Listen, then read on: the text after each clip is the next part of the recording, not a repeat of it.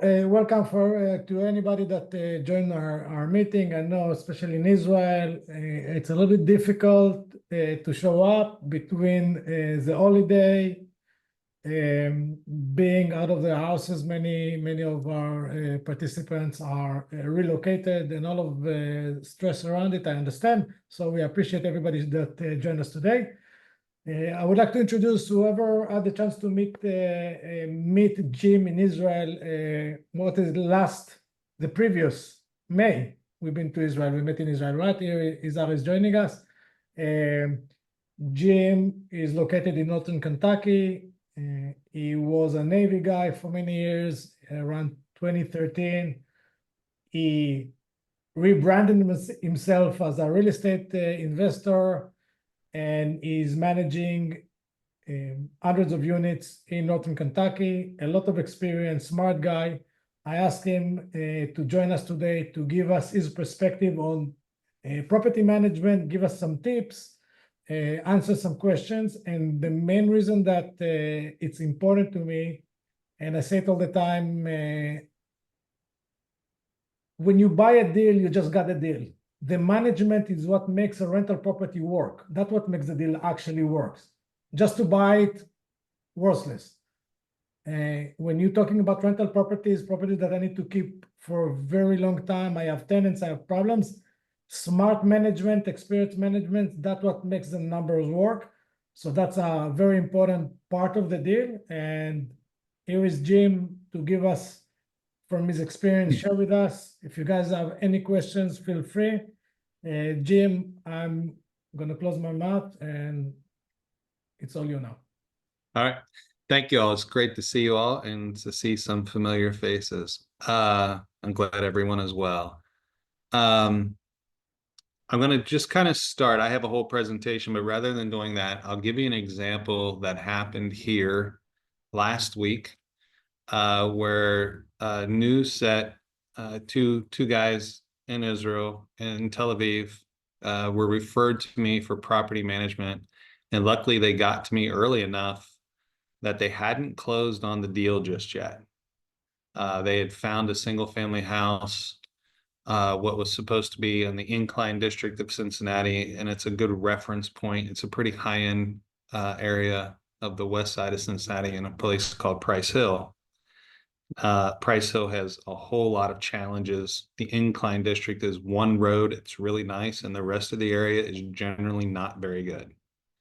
And what we see oftentimes, especially with foreign investors, is they'll either find something on the internet or they'll get a hold of a broker who will just sell them a deal, show them comps that to the naked eye, everything looks okay. But oftentimes in these areas, and this can be really anywhere in the country, you need somebody local on the ground that's going to, A, be honest with you, and B, has a little bit of skin in the game. And by that, you know, at least as the broker who sells you something, me personally, if I'm the one who has to manage it, I don't want it to be in a gun and knife neighborhood. And we want quality tenants. We don't want to be dealing with crime and low quality people who are just going to tear your property up. I have seen it dozens and dozens of times. My first Israeli client, that's actually how we met, because I had to kind of save them from a bad experience. So I think it couldn't be more important, at least from my experience, that the person you're buying and selling through is the person who is your property manager. They need to be a licensed real estate broker or agent who's working under a broker. They have rules to follow. In the United States, that is actually the law. You have to be licensed in order to be a property manager. You will find a lot of people are not. They operate illegally, some of them knowingly, some of them unknowingly. The fines are not worth getting caught. And I usually try to help those folks that aren't licensed. It's just not, you cannot manage property for more than one owner without a license. It's just not legal. The The other part of that is if you have a broker who is trying to sell you properties or even sell your property, and then you have a separate property manager, their interests are not aligned.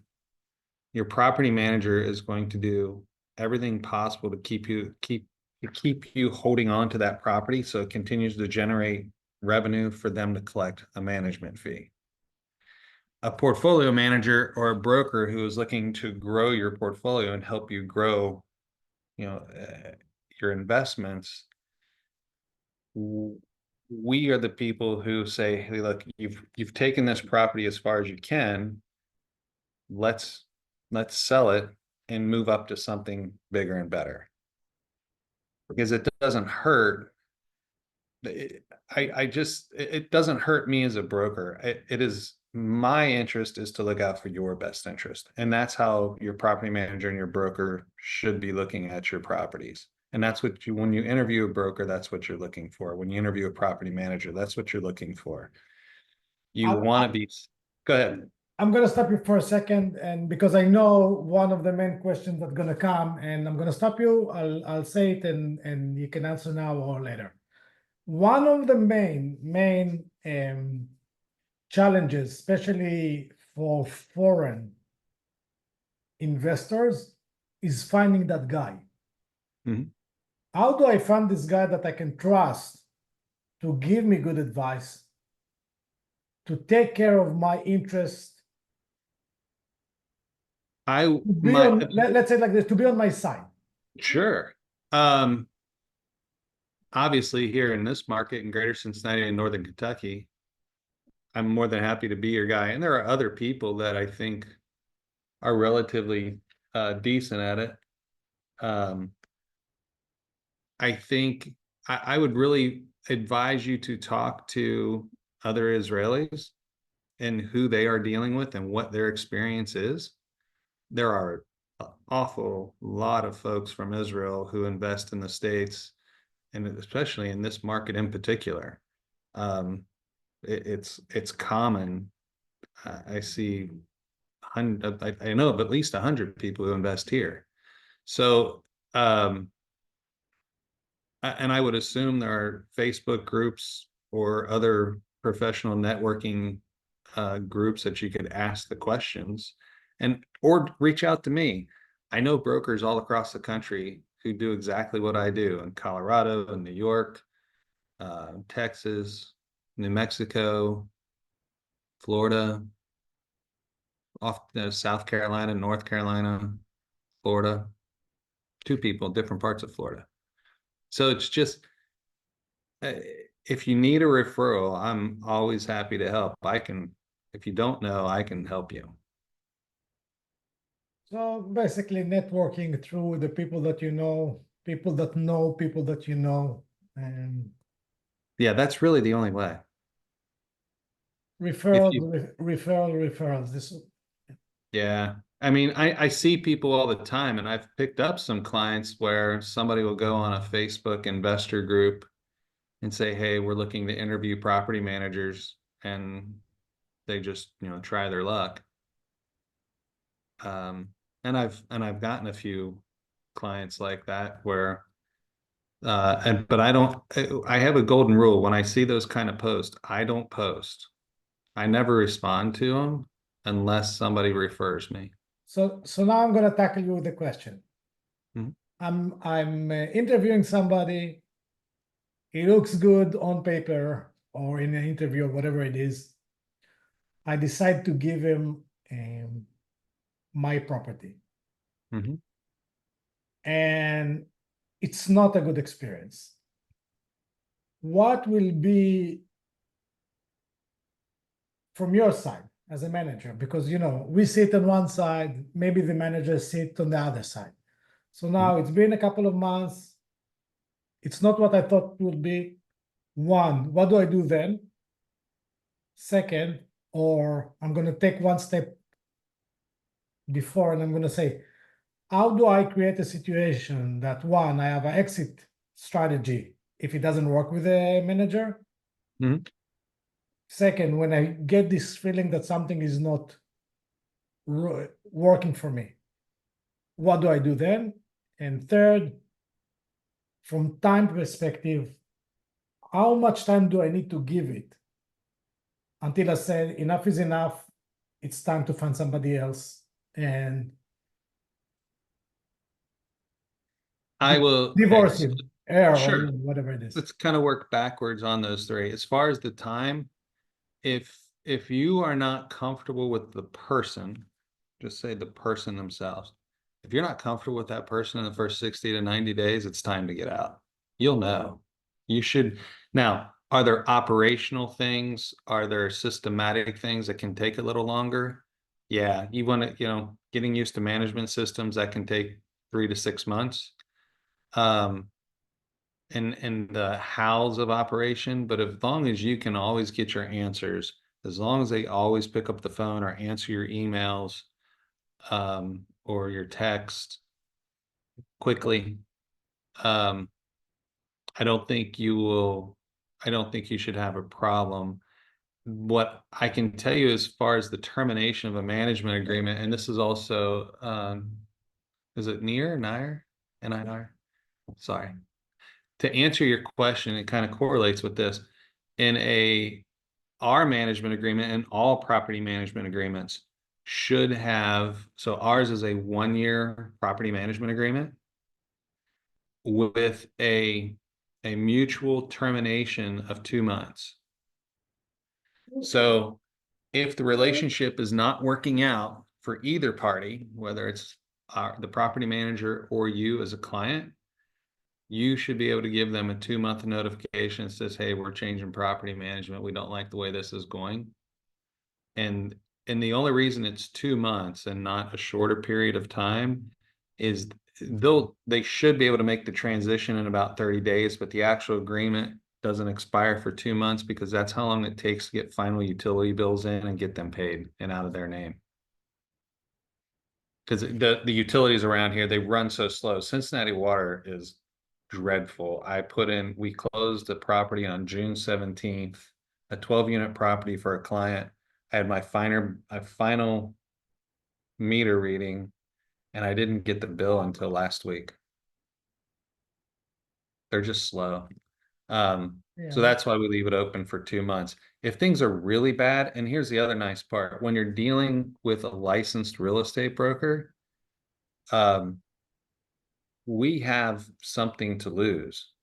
Because if the property manager, licensed property manager, isn't doing their job and they're not following the rules, you have the ability to go to the Division of Real Estate and file a complaint, and that is the last thing any licensee wants to deal with.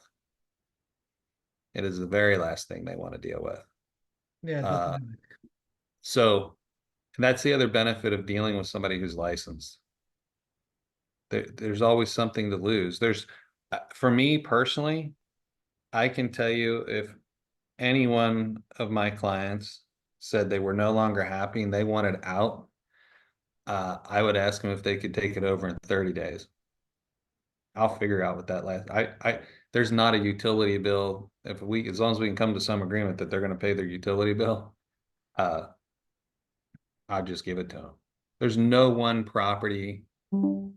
There will never be a property that is worth my license. Never.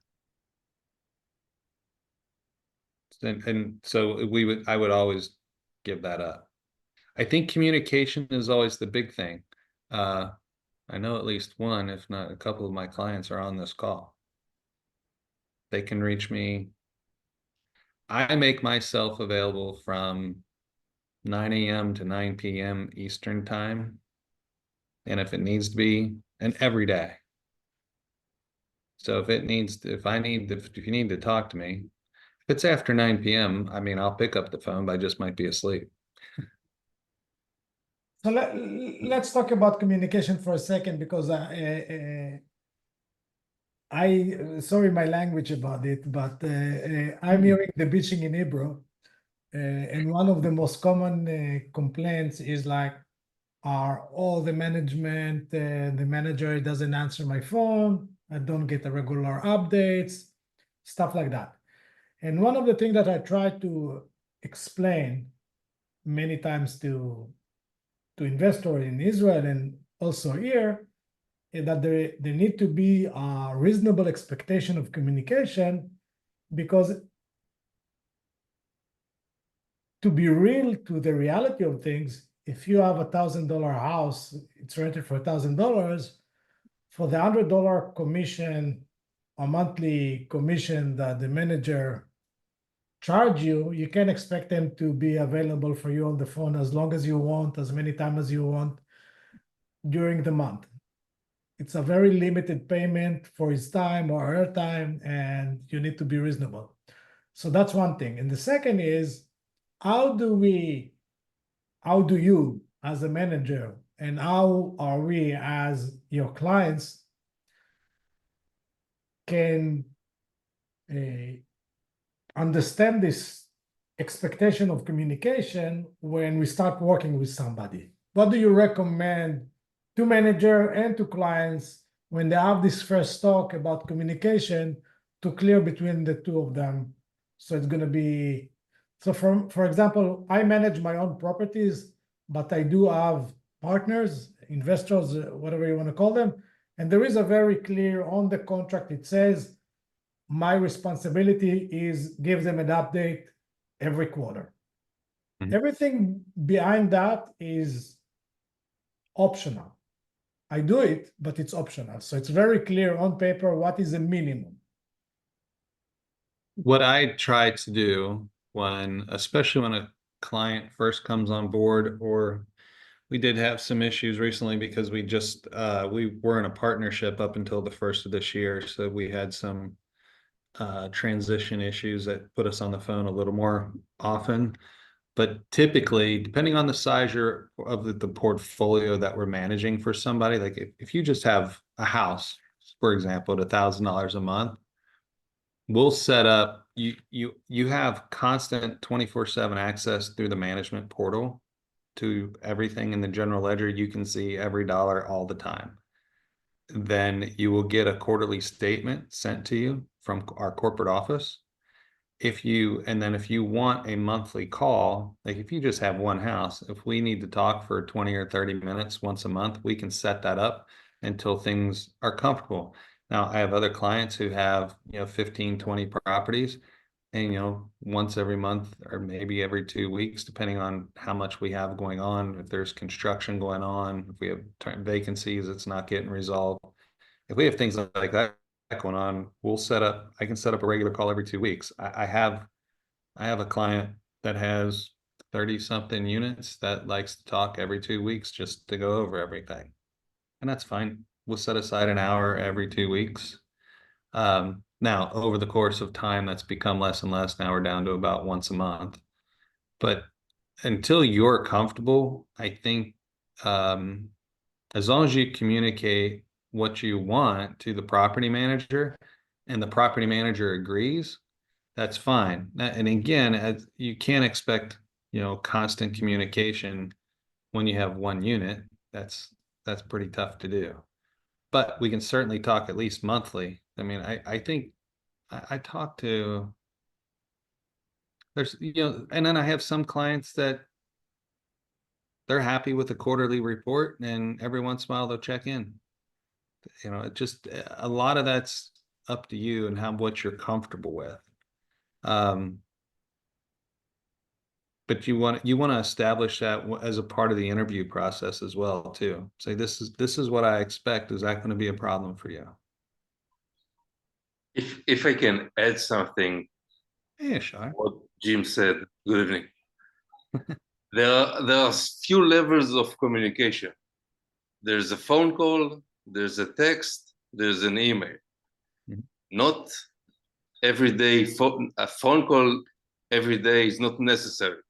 But Right. if you have a problem, and I do a review on my property Saturday morning. Yeah. So property manager Jim knows that somewhere along Saturday, I'm sending an email with questions. I don't expect him to answer me on the spot. But when receiving the answers, we start communicating, and if a phone call is necessary, then we schedule a phone call. Yeah. Not all communication is through the phone calls. Yeah, I will say, and you're exactly right. I text with my clients all the time. I have no issues with that. It only takes me a second to answer, and if I'm busy, I just say, "Hold on, I'll let you know. I'll answer in a little bit." Can I ask a question? Sure. You obviously don't manage everything yourself. You have a team, We do. so they're American from. I have property managers who you use foreign people, so it doesn't matter. They use the computer and they do everything. So you can't know everything about every property that you manage, right? At this time, I do. I mean, I don't know the day-to-day maintenance like I used to. That I have, I have a maintenance staff, I have admin, I have a whole staff of people that handle kind of the day-to-day maintenance. Having said that, I see every task, I see every maintenance request. I track the delinquency every month, but one of the reasons I'm able to do that is I keep the portfolio at a manageable size that I'm able to do that. We also don't manage properties that require a whole lot of attention. We vet our tenants very well. We are very good about, when we turn a unit, it doesn't typically need a whole lot. Once we've turned a unit, there's not a whole lot else to do to it. We don't expect to hear problems once it's turned. Like I know, and I can, if Shar don't mind me using him as an example, we did a complete renovation on a house that he has here, and we moved people in there about a year and a half ago, and I've never heard from them. Like we go over and change the furnace filters and we check it every quarter, but they've never made a maintenance request. I want to say something, Gary, and Jim, you can share it as well if you like. Ari, you need to understand how in general, and this is something that, and I agree with Jim, it depends on the size of the portfolio, but in general, you need to remember that when you're managing a certain amount of properties, you usually deal with maybe on a regular basis, 10% of them. 10% of the properties you actually actively involved in, something is going on. 90% of the portfolio, on a regular basis, we are using Appfolio as a management software. The tenant pay through the system. The system does accounting. Whatever they need is through the system. They don't call us. So communication on a regular basis is only with either you have a problem with the tenant that doesn't pay or there is some kind of a maintenance. So for us, for example, every morning 9 a.m. there is a Zoom meeting with the maintenance. We go over maintenance requests that came last night or something that is not closed, and then that's about it. Especially with tenants that I have tenants that I didn't hear from them for I don't know how long. I keep maybe 4 or 5 years. If there is no problem, you don't hear from them. So that you don't know everything about each property because you don't need to. There is nothing going on, and this is one when you say passive income. Maybe that is where it says passive means that they keep on paying rent when you don't need to do. Most of the time, you don't need to do anything. Usually, you have like 10%. By the way, I'm gonna guess Jim gonna agree with me. I'm not sure. Usually, it's the same people that you need to deal with on a regular basis. But the rest usually quiet. And then the second thing that Jim said is that after the 5th, for us, I don't know, Jim, after the 5th, we start tracking people that didn't pay the rent, delinquencies. And then you start, you have every few days, I stop and see where do we stand with delinquencies, somebody didn't pay, why they didn't pay. You contact them or they contact you asking to pay a little bit later in the month, I didn't know. they didn't receive the check or whatever it is. So following delinquencies. But other than that, if nothing else happened, you don't talk to them. The only other caveat, Michael, I see your hand. We'll get right to you.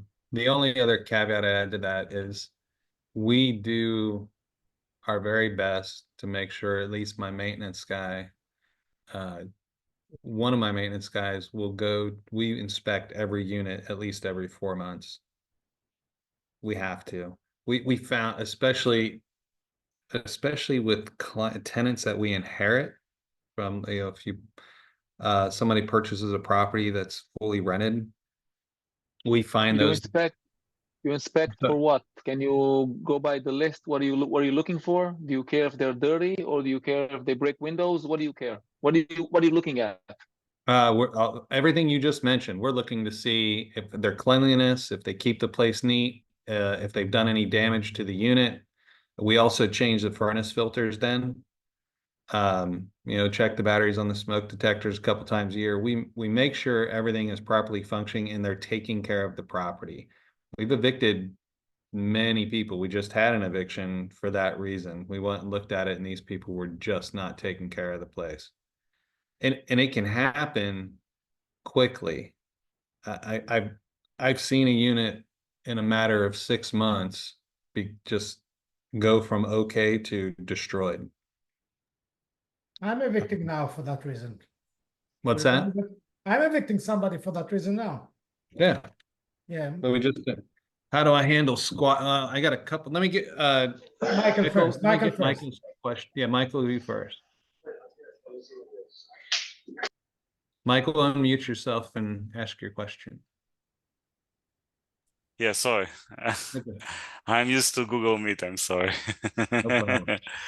Yeah, and so nice to join this again. And quick question about the technology side. So AppFolio is usually the go-to for many. So I have a couple of questions on the platform side. One is AppFolio compared to maybe other platforms that you maybe used in the past, etc. The kind of a little bit overview of the benefits and the disadvantages of each and one of those. I know there is like a door loop. I think there is another one which is a very good one recently. And the second question is about when you're doing a syndication. So there is basically 3 sides to that. There is a property manager, there is a tenant, and the third one is the owner, which is typically is part of a syndication. So which platform do you feel gives you very good reporting and the interface that the owner or part of someone who is part of a syndication can use and to see the status of the property? So I'm not particularly fond of AppFolio, only because it doesn't do everything that the kind of bigger, better property management softwares use. Yardi is pretty great. I just saw Sarah mention that. But the other big thing about AppFolio, it's the most hacked property management software there is. What do you mean hacked? It's the easiest. It's easiest to hack. Why is that? Now that I don't know. I just know based on the reports that we did and the research we did, AppFolio was reported to be the easiest to hack. And they had the most problems. Okay. So if I need to do a syndication and I want automatic reports to my to my clients, what would be, like, if you can give me 2 options which from what you heard are good options? We use, as a corporation, Berkshire Hathaway Home Services Professional Realty, not the entire corporation, but our corporation uses a platform called Billium. Billium? Yeah. Billium. It's a little clunky for me as a broker, and for my clients, it takes a little while getting used to it, but your accountants love it. Okay. It is built for bookkeepers and accountants. Can I inject into this for a second? Sure. Yeah. Okay. First of all, I used both Buildium and Appfolio, and I'll tell you like this. To your question is what is the best one? There is no best one. There is the one that Fits my needs. fits your needs.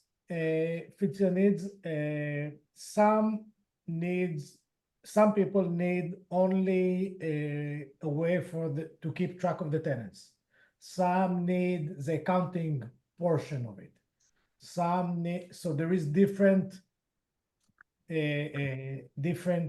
aspect to it. Another aspect that I can tell you that I found out the hard way, does a software willing to communicate with other softwares? Yeah, APIs. So for me, for example, I switched from Buildium to Appfolio, which is a very difficult process to do, and found out later on that Appfolio, and for me, again, I'm not saying Jim is wrong. I didn't check how many it's being hacked. Appfolio works very well for us. Our only problem with Appfolio is that Appfolio is a software that doesn't communicate with other software. And that's an issue. If we want to do something else with it, we had an issue with it. We wanted to do something, and that was one of our main problem not doing it, is that Appfolio. In regarding to reports to partner in the syndication, and again, I'm saying it because I'm doing it. Mainly what you're gonna get from the software is the accounting portion, because the software not gonna explain to him what happens. She can show them the numbers. So if this is something you want to do, you need to look at the software that have an advanced accounting capabilities. Buildium is one of them. Appfolio is one of them. They are not the only one. By the way, in the market today, Buildium and Appfolio considered to be the top two. If it's true or not, I don't know. This is what it's considered to be. The top two is Appfolio and Buildium. If you're a serious management company, you're going to use usually one of these two. So this is another consideration, especially here in the US. In Israel is less. If you are like, oh, I'm going to open a new management company and I want to catch big fish, big owners, one of the questions that they're going to ask you is, what management software are you using? And if you could kind of come up with a free version of whatever it is, you are not looking serious. Right. You want to say, oh, I'm using this advanced, good, reliable software. So that's another aspect to what do I choose? Is just for me, maybe I'll use Excel. If I have one property, you don't need a software. You need Excel. Of course. If I have 100, that's a different story. Got it. So your go-to, and someone else, and just one last question. Someone here mentioned also Yardi. Do you have experience with Yardi? And if yes, like what is the added value on top of, for example, Appfolio or Buildium? What is the stronger features from your experience, if you have? I don't have experience with Yardi. I can tell you that Appfolio for us, I'll tell you the three main components that for us is important. One is payment and accounting. If the tenant can make a payment through the system and the system does accounting, it saves me a lot of work because it does all the work for me. I don't need to deposit a check. It sounds funny, but try to imagine that every month you need to open envelopes. Oh, no, I know. Billing and accounting is number one by far. That's one. I agree. The second one is your ability to accept from tenants maintenance request. That saves you the time to talk to them. They don't need to talk to you. They put it on their phone and it's a done deal. The third one, and I know it sounds, but it's also important, and again, saving time, is your ability to take this maintenance request and without you doing anything or minimum, to send it to your maintenance team. To assign it. For me, let's say I need to send my pest control. All I need on the maintenance request is click assign to pest control. They already get it. I don't need to call them. I don't need to schedule with them. I don't need to do anything. Same for my constructor, same for my plumber, whatever it is. They are in the system, and I just need to assign the maintenance request to them. Save me a lot of phone time. Yeah, Tal, but this is very, very subjective, as Michael said. There's some people, but My first sentence was, there is no right and wrong answer. It's what exactly. works for you. I'm just trying to. I would- Yeah, Yeah, I I mean- would agree. Like, there's the difference between Yardi and Buildium is not a lot. And overall, the functions and the things that they do between Appfolio, Buildium, Yardi, Rent Manager, they're all very similar. It's just what you're comfortable with. Yeah. It's It different really if it's like comes if you're down gonna to wear slacks or jeans. They both do the same thing, but it's No, everyone has guys, their just own to give you a priorities. perspective, okay? My background, I implement technology in companies. Okay, so I know this process of features, etc. I just don't have any experience with apps in this space. This is why I'm asking your personal feedback, because going online and reading reviews But is very Michael, my advice to you: don't go online, read reviews. Most of them has a trial out or a tryout. yeah. Go do the week trial of this one, a week trial of this one, and find out what's worked for you. Yeah, I'll I go just the- wanted to ask your I'll go personal different experience. direction. I'll go different direction. You want the one with the best customer support. Oh, 100%. I agree, 100%. You know what? I'll write it down because You want the in- one that have the best customer support, and I'm telling you right now, Appfolio is not your answer. I know. I can tell you Buildium's customer support is It's better, much better. It's much better, and they're pretty reactive to changing things. If they get enough input about a thing, they will make the change. We've been able to do that a couple things, and they were also the ones who told us there are 5 states in the United States that don't participate in a national background check, and Kentucky is one of them. And it took us several years to learn that, and most property managers around here don't know that. And New York is one of them too. What, background check? Yeah, when you do a national background check with like Equifax or TransUnion or Experian, they're not actually pulling New York. New York is. Can you tell the other 4 states? So New York, Kentucky. Give me 1 second, and I will. I can Google it. Yeah. It's hold on, I gotta look at my email from the guy because this. No, it's not urgent because I don't want to take time from other people. But if you can Oh. send it like offline in the group or something, I would appreciate that. And I apologize, it wasn't New York. It's Wyoming, South Dakota, Kentucky, Delaware, and Massachusetts. It was fast. I know that we're doing background check because. I'm gonna put it in the chat. Yeah, thank you so much. I want to get to Deckel's question. What's the standard time for turnover of a property, including minor touch-ups and finding tenants? Man, that's tough. 30 to 60 days, ideally, unless you're trying to push rents and you see what the market's trying to do. I would say 60 to 90. Yeah, that's probably right. Between doing renovation and. It's like how long it takes to find a girlfriend. It's the same thing. It's sometimes it's luck. You can find someone sometimes you can find someone within a week. Sometimes. Yeah. We have several, depending on the market. Like right now, we had a bunch of vacancies come up at the same time across the portfolio, and some of them were rented out before they were turned. I think people were just wanting them. Yeah, and I have properties literally in the same street. One of them took me 1 week to bring in. The other one took me a month. Yeah, you just don't know. It's don't pretty know. random. Yeah, you don't know whose lease is over and who's gonna find. I'll tell you something, Dekel. I'm gonna say something. I'm gonna add something to it. It a lot depends on also the size of the property, because you need to understand, to turn a one family that this is your only property is one thing. To turn, let's say you buy a portfolio that have 20 properties that need to be turned, and you have 150 properties on top of it that your management team. Takes a lot longer. Manpower is also limited. You can renovate all of them at the same time. So it's a complicated question to have an answer. It depends a lot of. I was talking about being in Texas now. I was offered a deal to buy 1,000 units that need to be renovated. How long takes you to turn around a property like this? 6 years. It depends on the size of it. So you need to evict 1,000 people, you need to renovate 1,000 units, and you need to re-rent 1,000 units. How long do you do that? So it depends on the size. What about the squatters? What? Yeah, the squatters. He says a question about how do we handle squatters? You buy a 12 days. This I'm is sorry?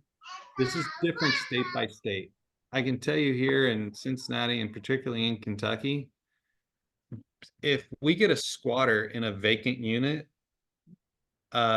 Kentucky's pretty great because my vacancies don't go unattended for more than a few days. There's always either myself or one of my staff or one of my contractors. None of our vacancies go more than, I mean, I can't imagine one of them going more than a week without us being there. And when that happens, and I just had it happen at one of the Shars properties, we had squatters in a unit that was just vacated. We were in the middle of the trash out and they climbed in through a window, and for us, we tell them to leave and then we secure the building. And typically they'll leave if it's within a couple of weeks. If it's obvious they just got in there, I just call the cops and the cops will escort them out. If for some reason, if somebody actually was a professional squatter, which is what you're hearing about, where they come and kind of just take over a property and now they're living there, first of all, if this happens to you, fire your property manager. You should never have this happen. There's no way. I couldn't imagine it happening to one of my clients where they just let the people stay. But because we're always there. We just never leave a property like that.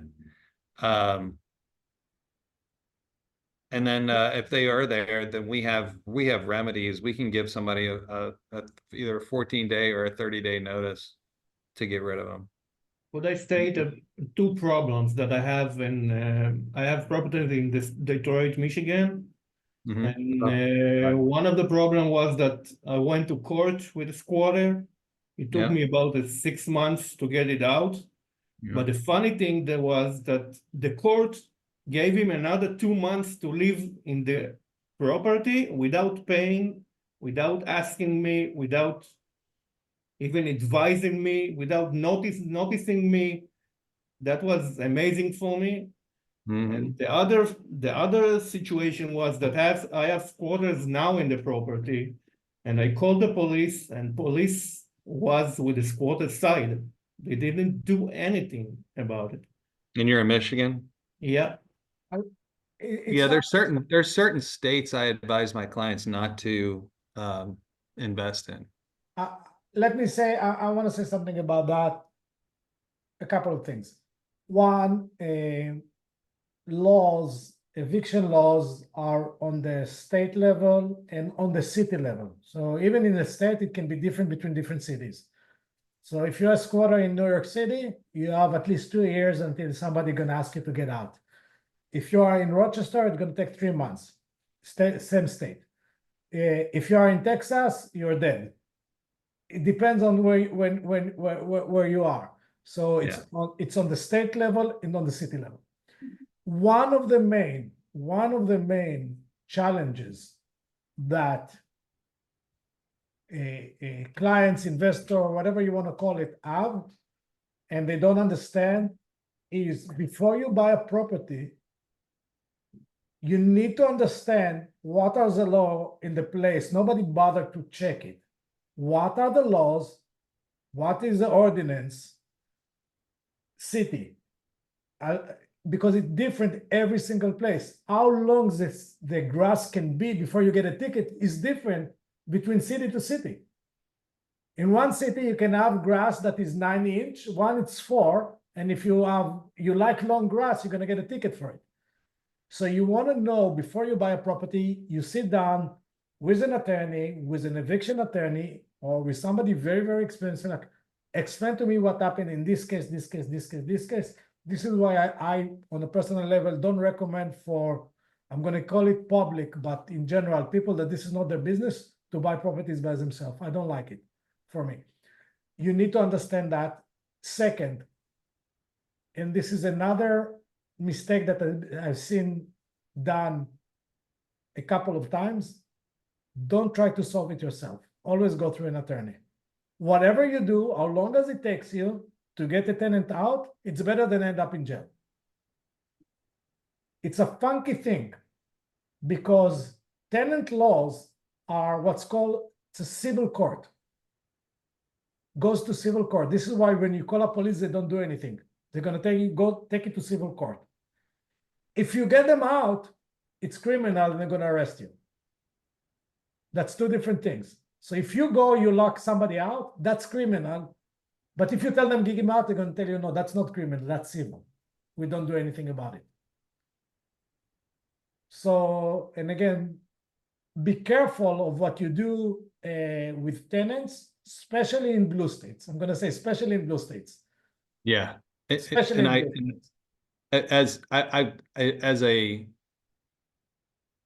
Especially if you're not here and if you're not living in the state and you don't live in the area where you own the properties, I would avoid blue states for sure. And you have to know landlord tenant laws, and your property manager should know landlord tenant laws.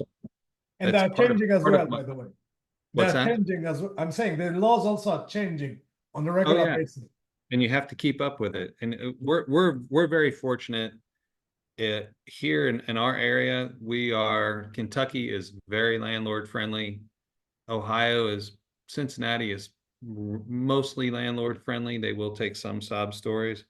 I go to eviction court probably once a month, once every other month. We've gotten it down to where we've almost got the entire portfolio turned over to where they're all tenants we have vetted, and we just don't have that many problems.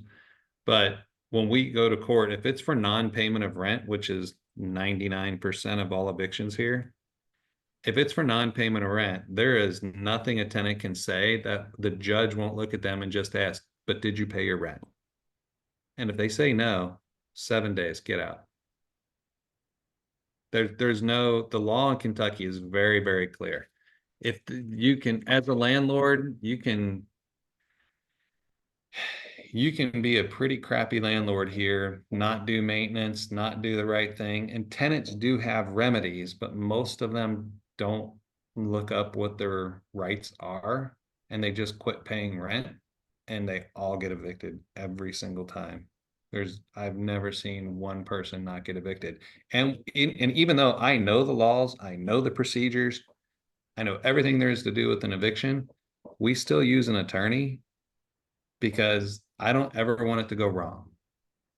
Always Never. attorney. Everything that is legal, always attorney. Absolutely. If I am not a lawyer, I am a licensed real estate broker. I am not allowed to practice law. Can I ask a question? The problem was that even the property manager thought that the law is on my side, and she even turned to the state police that didn't help me. So I want to know, I'm losing money for now. So can I sue someone? Can I don't know, do anything without, I don't know. Answer is no, you do what the court tell you to do. Yeah, you got to do what, seeing that, yeah, you have to do what the court says. Okay, thanks. I have a couple of questions. Sure. All right. So you mentioned it that you are doing eviction if someone, like, for example, don't maintain the house cleanliness or anything like that. I know that, me as I manage my own properties, and once every 6 months I go and I visit all my properties. Now, when you do this, is there anything like a section, and like most of my 90% of my properties are in Ohio. Is there any section in the lease that says that I can, in case the house is dirty, I can, like there's a file for eviction? Because, your dirty is not my dirty. My lifestyle is not someone else's lifestyle. How do you, the first question is like, how do you manage that? Like, how do you actually make the distinguished of, like, and how can you evict someone if the house is dirty? If it's a lease, if it is creating a situation that is either damaging the property or attracting pests, roaches, bed bugs, and fleas, and if they're keeping the house in such a manner that it creates a problem or a heartache for you as an owner, it creates an expense for you as an owner, that's a lease violation, and we can evict them here. Was it a Yeah. section in the lease that I should add to it? We have it in ours. You, Neil, you need to remember that there is a balance between the freedom of use, which they have using the property, Correct. to the fact that once, if the damage is irreversible, okay, there is one thing is there is some juice on the floor to breaking the floor, obviously. Of course. And the other issue is that you're talking about again health hazard to them or to somebody else, and almost there is no, if it's not if there is damage, I think any court everywhere at some point going to say, okay, enough is enough. And second, even in New York, and second, and that is one of the reason, and again, depends what tenants you have. I really like month to month, because when I have month to month leases, I don't need excuses. Yeah, that's I start switching all of my leases to month. I just, yeah. Okay. The second question is, I know you mentioned about, we kind of went, I don't know if it's off track about, like applications and all kind of apps to manage it. But when you actually service request or anything like this, I assume that you have your own contractor, handymans, whoever's doing that.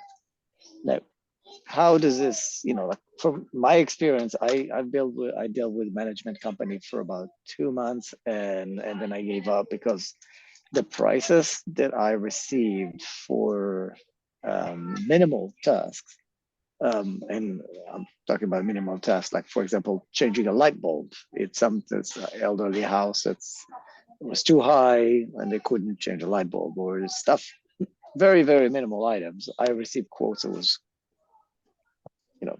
to me, it was outrageous. Like, for example, $200 to replace the light bulb, to me, it's too much. I know that there's time involved in people's, any kind of professional, we need some time for, even if it's a site visit. Like, how do you manage this for others? The way we manage that is you were going to know in advance at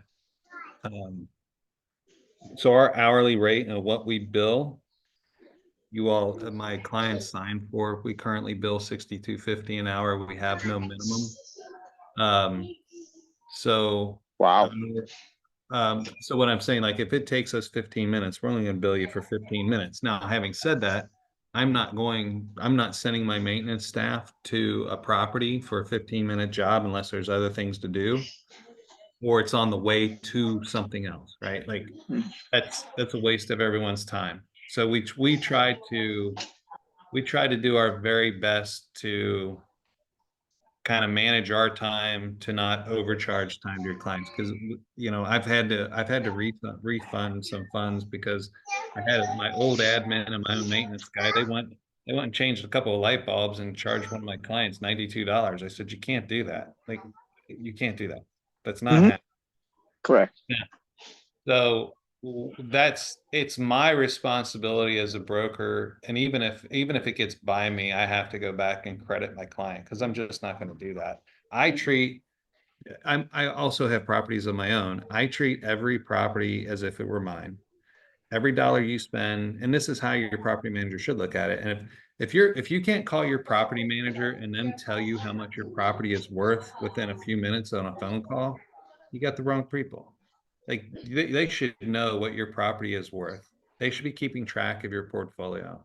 So if I'm recommending to you as your property manager that you spend $12,000, I got to be able to tell you how quick you're going to make that $12,000 back, or we should be able to easily say, we're going to spend $12,000. We're going to raise the rent from 800 to 1,200, and that means it's going to take us X number of years to get a return on this investment. However that works out, we have to be able to look at that. And it also, like when we get into multifamily properties, everything comes down to your NOI and your cap rate. So those are all important things to look at. And those are the conversations you want to be having to make sure your properties are not being nitpicked to death. And if you have if you get a property manager that's nitpicking you on fees, you don't want that either. There are a lot of, I've seen a property manager's checklist of charges, and for going to check the property, it's $250 or $150. Even if it's a drive-by, they charge for that. To go to eviction court with the attorney. So not only are you paying the attorney, you're paying for them to go to eviction court with the attorney. To me, that's just insane. Like I couldn't imagine charging for that. It's part of the job. Like if I'm going to charge you 10% of the gross rent, and I'm going to charge you a full month's rent as a leasing fee, that's what I personally charge. I'm not charging you for anything else other than the maintenance. And we try to keep our maintenance company cheaper than the next like contractor or handyman that's out there, a licensed, somebody that's actually got a profession, not just some guy that hangs out at Home Depot looking for work. But because we call around and ask all the maintenance people who put themselves out as a maintenance company or a contractor who advertises being a handyman, we call around every year and find out. I know right now the cheapest maintenance company there is $69 an hour with the 2-hour minimum. That's it. So we decided $62.50. Oh, do you have a, like, I know that some property manager has, I know there's a maximum amount that they charge for management. But for example, if the property is over a certain amount, like a rent over a certain amount, they're kind of a flat rate. So is it like a 10% flat rate? Doesn't matter how much you rent, or is it something that is? We do it based on the number of units, not the amount of rent. Okay. So if you have, 0 to, I think we're at 25 units, 21 or 25 units, we're at 10%, and then we drop it to 8 up to 100 units. And if you're 100 units and up, it's 5%. Okay. A lot of it, Would by you the mind way, sharing Jim's contact after? Yes, I'm gonna send an email. You're gonna have his contact information and everything.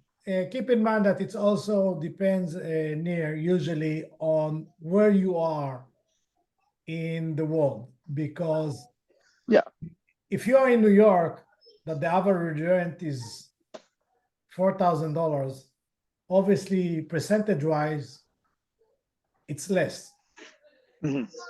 If you are in Rochester, that the average rent is 8 or 800, or it's usually about 10. It doesn't matter how many units you have, unless you have. Yeah, that's the question I had. Yeah, so there is like a local rate, depends usually on amount and rents. Jim, we went to questions, and I don't know what you wanted to keep on discussing, but I think we went. Well, I want to let you all know about one thing, and I know, Paul, I'm sure you're aware of this. So some things, and I'm not sure exactly how it's changed or how it's going to affect. I know how we're going to handle this. Starting Wednesday, the National Association of Realtors settled on that lawsuit you probably heard about. And the starting Wednesday, you're going to have to sign a buyer's representation agreement to see properties or to inquire about properties in the United States. It becomes it's not, you can't kind of put out the shotgun, hey, I'm looking as a buyer, and people send you a bunch of stuff. It's not going to work anymore. I'll tell you how I handled it. I didn't renew my membership with them.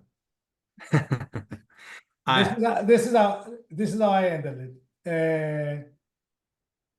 I'm stopping again, and this is again, I'm being there because first of all, I usually don't need my license because I manage my own properties and I don't list properties very rarely.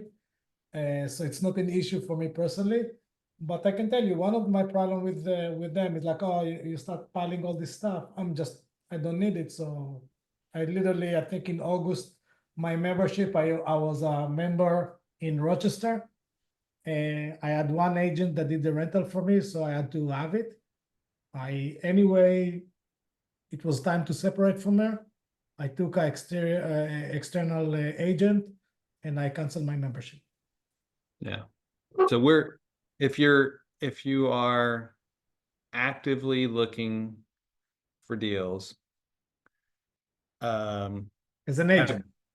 yeah, well, if you're the buyer and you're working with an agent and this agent is actively looking for deals for you, they're just know a whole bunch of agents aren't going to know how to handle this situation. That's the first thing. A lot of agents are quitting because they can't handle it. What I would probably do is, if it's an on-market deal, which I rarely send to a client, if it's on the market, I would have to have you sign a buyer's rep agreement because I have to register it before I can even look at the property. So this goes further into working But with this is per property, or so you it's can do it's a- it, you can do it per property or for a period of time.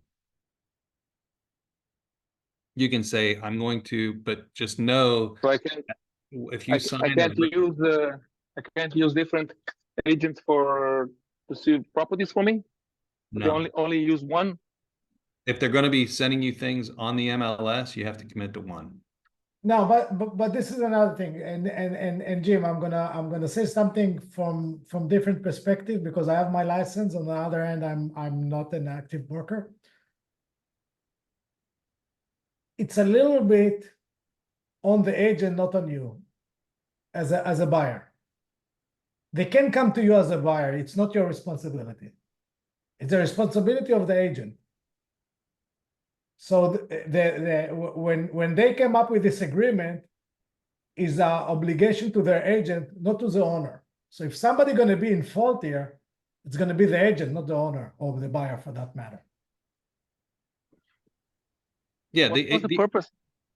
What was the purpose of this? Because I want to use different agents, or maybe different agents have different leads for different houses. So why do I need to commit to one who has only limited access to all the deals? If you get an agent who is working off-market deals for you, you don't have to worry about it so much. It's only the on market, right? In general, you don't have to worry about it at all. Because if somebody's going to get into trouble, it's going to be the agent. Well, yeah, you don't have to worry about it. The agent's going to, depending on the agents that you have, they're going to ask you to sign it. All that Jim tried to say is that if the agent going to ask you to sign it, you need to understand that you need to help him because it's on him. From your end, it's not an issue. It's an issue from the side of the agents that you take. So if he come and say, listen, I need you to sign it, you need to understand that from his end, he needs it. From your end, if it's not signed and he didn't ask to sign it, that's not your problem. This is like a mutual commitment. If I sign with him, he can show the same house to other investors. What is the take home of this? What's the purpose of this? If you ask me, it was so a bunch of attorneys can make a whole lot of money. It's not good for the consumer. It doesn't help the consumer at all. This was more the theory behind this was that sellers were paying buyers agents, and so the buyers agents didn't have any motivation to get their buyers the best possible deal. That was the theory behind it. I'll explain the difference with how it works in Israel and how it works in the United States, because I was agent on both continents. Okay, in Israel, even the word, by the way, in Israel for a broker is different. The word for a broker in Israel is a metavech, somebody that in between buyers and agents. So you have a responsibility for both sides, and you took commission from both sides. This is how it works in Israel. You are a dual agent in most of the cases, 2% here, 2% here. It doesn't work like this in the United States. Only the seller used to pay for the commission.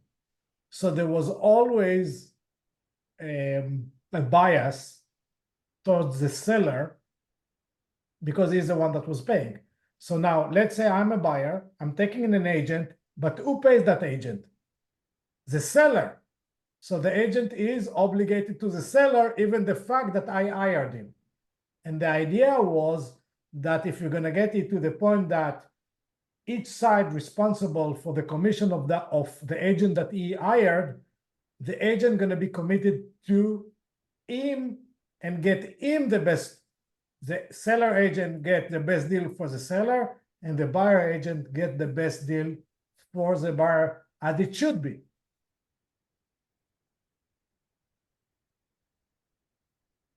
Did I explain? It's in the end though, the big thing is, so no longer will commissions be listed on the no longer are commissions going to be listed on the MLS, and you're not allowed to put your listing agreement on the MLS. So anything that is on the market is you're not going to know. As a buyer's broker, you won't know whether or not there's any compensation for you there. So what we're going to do, what the buyer's rep agreement basically says is, if I show you a house, and you can do it for just one house, or you can do it, say, for the next month, I'm committed to this agent. That's up to you. And then, but if for this particular house, this particular agent is going to represent you, and whatever, then that agent, whoever the buyer's agent is, the agent that represents you as a buyer, if they decide, you have the option with them of how their fee is going to be paid. And typically there's a few options. The most likely option that you're going to see is that it says, if the seller won't pay my fee, you'll cover it. And how you cover it is you can raise the sales price, or you can make it included in the contract. It's a lot of litigation and a lot of legal wording, but in the end, nothing is changing at all. It just isn't. And as I said, this is for on-market deals. For us, for off-market deals, it'll be part of the process, but not part of the initial process, because it's an off-market deal. And I can tell you, I haven't seen a deal on the MLS worth buying in so long. I couldn't even remember. I don't, 99.9% of the deals I show my clients are all off market. But we've been doing this a long time. We have great contacts, and we have great connections in Northern Kentucky. So we have great wholesaler connections. We have a great reputation that if 99% of the time, one of my clients can close on a deal, and if they can't close on the deal, I'll close on the deal. Hey, if we look at it and put in an offer, we're going to buy it. Somebody is. But I have a relationship with all my clients, and I have a rule. I never send my clients anything I wouldn't personally buy, and I give all my clients first look. I never buy anything before my clients see it, ever. If I did that, I wouldn't have clients.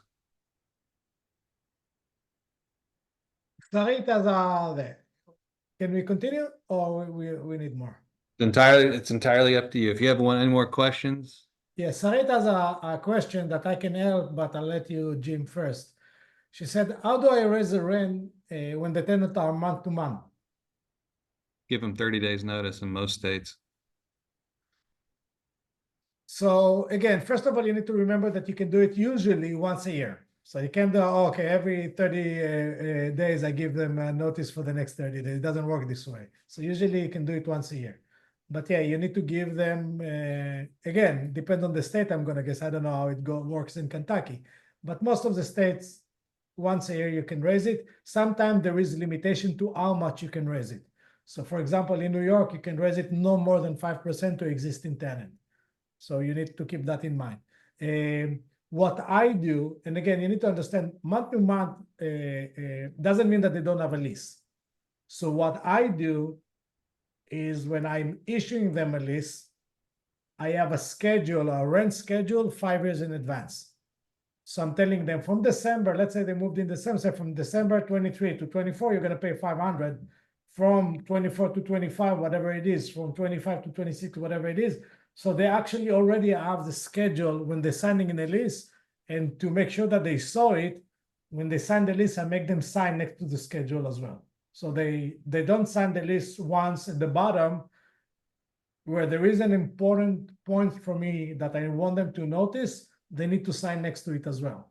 So now I know that they know, and they can't say I didn't know because I have the signature next to it down the road. Yeah. In Kentucky, all I gotta do is give them 30 days notice. We do 1-year leases here. We obligate the tenants to 1 year, but we don't have a problem getting people out. If it's a non-payment of rent, it's a 7-day notice. If it's a lease violation, it's a 14-day notice. So again, it depends. It very much depends where you are and how difficult the state is or the city is with eviction. So you need to do your calculation, what worth it more, to have a 1 year where feeling that they are committed. The downside of month to month that they can come up after 2 months and tell you, okay, I want out. Versus you give them a 1 year lease and they are committed to that lease. It depends, and there is a pros and cons to both options. Very good tenant, high quality tenant, you want at least a 1 year lease. Bad tenant that you think that you might have a problem, maybe it's better to have a month to month so you have the option to evict them if you need. In a state like New York, it's very good for me. In the state of Kentucky, they don't need it because it's very pro landlord. Can I ask what is the difference eviction wise if it's a month to month or a year lease for non-payment, let's say? Is there a difference in the process? Not here. Kentucky, Ohio, there's no difference. So I'll tell you like this: in New York, the advantage in New York, or let's say in Rochester, what's going on right now, that it depends for me if I really want the tenant out or not. That is the main problem. What they have right now in Rochester, they're giving the tenants, if it's a payment, they're giving them payment plans. So it's a big question for me is, do I really want the tenant out or not? Because if they have a year lease and I have only the option to evict them based on non-payment, most likely they're going to get a payment plan in court and they're going to have to stay longer, and then I drag it. And if they pay, I get to keep them. So tenant that I really want out no matter what, it's better for me to give them month to month, If 30 days to hold evict on, them, 60 days to evict. I know for sure they're going to be out. So I have if they tenants- fail to pay, hold on just a Doesn't second. matter If they what fail they to pay, do. if they fail the payment plan, what happens then? They get a warrant. But then let's say you have a tenant, you need to understand, payment is, as a manager, payment is not the only. Let's say I have an abusive tenant, keep on calling, cursing, shouting, stuff like that. And the court say, okay, you have a payment plan and he pays. So, okay, he pays, but he still keep on calling, keep on abusing the system, keep on putting maintenance requests, keep on screaming at the team. I don't want them. It doesn't worth it. Even if they pay, it doesn't worth it. In that case, I'm going to give him a 30-day notice or 60-day notice, and I say, sorry, my language, fuck the money, you're out anyway. I don't care about that. In this market, if we give them a 7-day notice, we don't have to accept any rent. In Ohio, it's a 3-day notice. If we don't have to accept it. Once they're late with their rent, in these two states in particular, once they're late with their rent, all games are on. Everything favors the landlord. I have a tenant, lucky for them, I like them. They owe $12,000 and they got a payment plan. They're gonna pay this $12,000 over, I don't know, 3 years maybe. They are very lucky that they are a very nice couple, and I like them. And the husband got a stroke, so I'm letting them stay.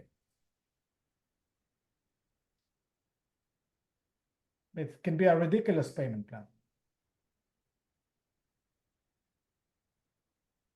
So there is I have advantage. some friends around here that are too kind-hearted. They're even afraid to raise rent on people, so they hire me to go do the dirty work. They'll let me.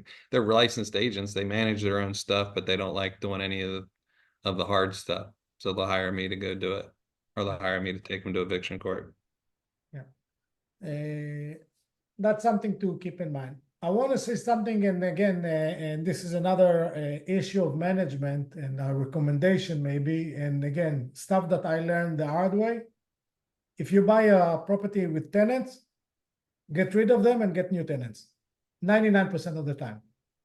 Don't keep Have the a old plan. tenants. 99% of the time, even if they're paying rent, don't keep old tenants. Get new tenants.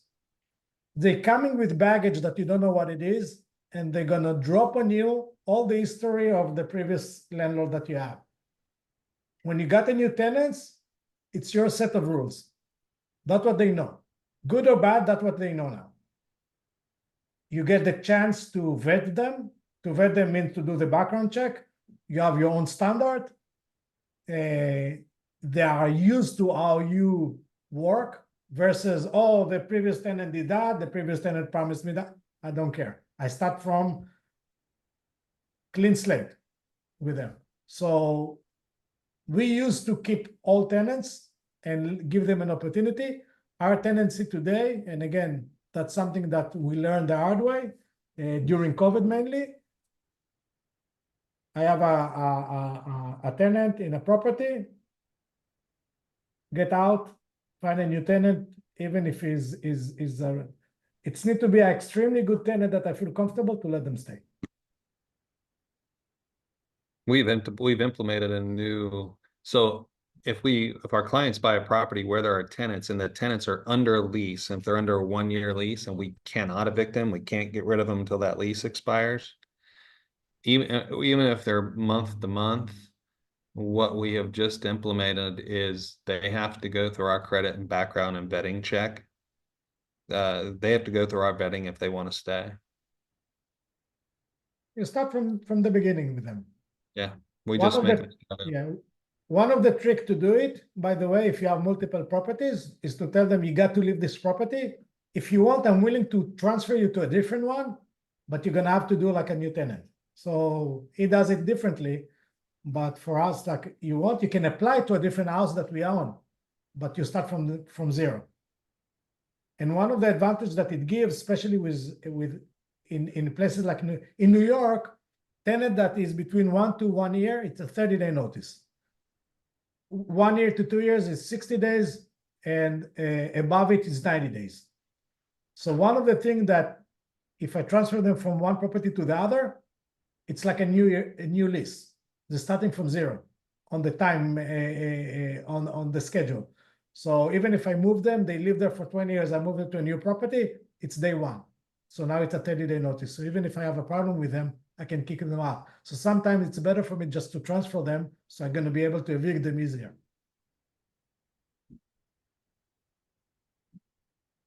More question about management. I just have to go in about What- 5. Yeah. You can What's first the of all, worst we can kind continue the conversation. of landlord? What? I would just ask you the worst kind of landlord. The worst kind of landlord is a landlord that doesn't own any properties. This is the worst landlord there is. The one that they think that they're a landlord, but they don't buy anything. No, I'm talking about management now.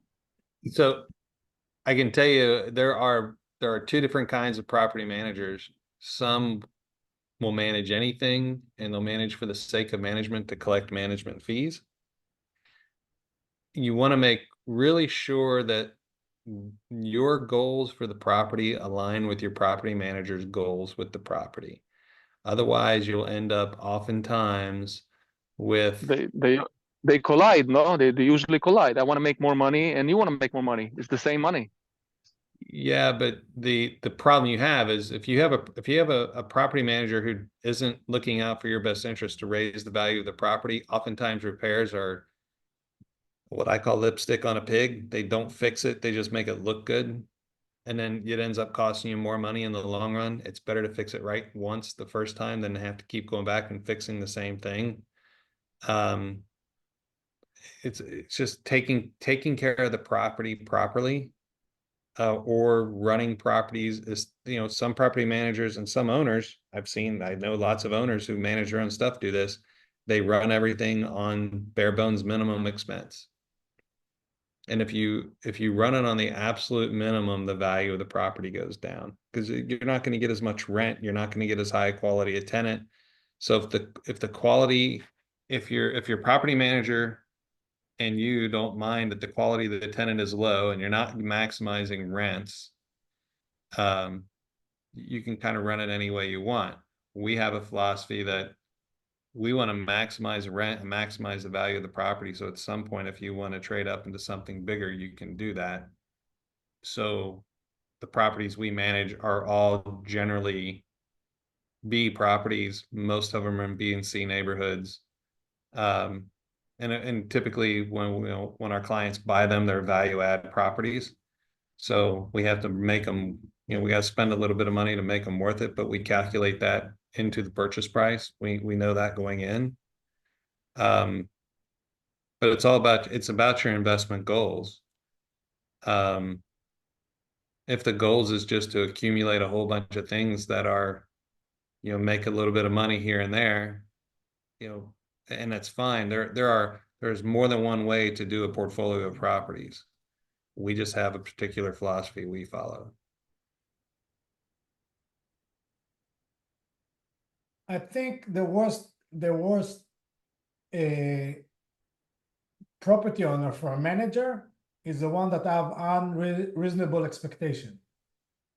And that bring us to, I think one of the first subject that we discussed is when you take a manager, and as a manager, when you take on a new owner, to have a conversation about expectation, and it's need to be reflected in the contract or in writing. So you can go back and say, okay, this is what we discussed. The way that I do it, I don't do it with owner, but I can tell you that I definitely do it with people that come into and join our deals. And sometimes it works better, sometimes it works. Technology-wise, I record everything. So if somebody said, you said that, and you said that, I can always go back to a recording of the conversation and see or check what was discussed, what was agreed on. And if I'm right, I'm right. And if he's right, or she's right, whatever it is. But I have it on record. And if whoever here ever had a token in investment knows that it's recorded, and I send you a link and I say you can go back and see what I said. You always have a link to our conversation and what we agreed on or disagreed on. So that's another thing. Have everything recorded, everything in text. You have a call with your manager. You agreed on something. Send an email. Please confirm that this is what we agreed on. So everything is recorded. You don't go back a year down the road and say, remember? And say, no, I don't remember. You remember. Technology is very helpful in that perspective now, that you can have everything via email or even better, recorded on a Zoom. That's what we agreed on. By the way, Americans are much better at that than Israelis, that you finish a conversation, you get the email after. 5 minutes after, you get an email saying, this is what we agreed on, right? Like, okay, yeah, that's what we agreed on. It's a very common practice in the United States to send a follow-up email with a summary of what was the discussion. And you can say, no, this is not what we agreed on. Or you say, yeah, thank you very much. And everybody on the same page. Any more questions? No. We hope that it was helpful. if you guys have any more questions, I'm going to send an email again and link with this link to this recording of this conversation with Jim. And if you guys have any more questions, either to Jim or to me or whatever it is, feel free to share it with us. We'll be more than happy to help. And until the next time, by the way, I'm going to stop the conversation. Until next time, thank you very much. Jim, thank you. I really appreciate you coming here and sharing all of your experience with us. No problem. Thanks for having me. It's great to see everybody. Thank you. חבר'ה,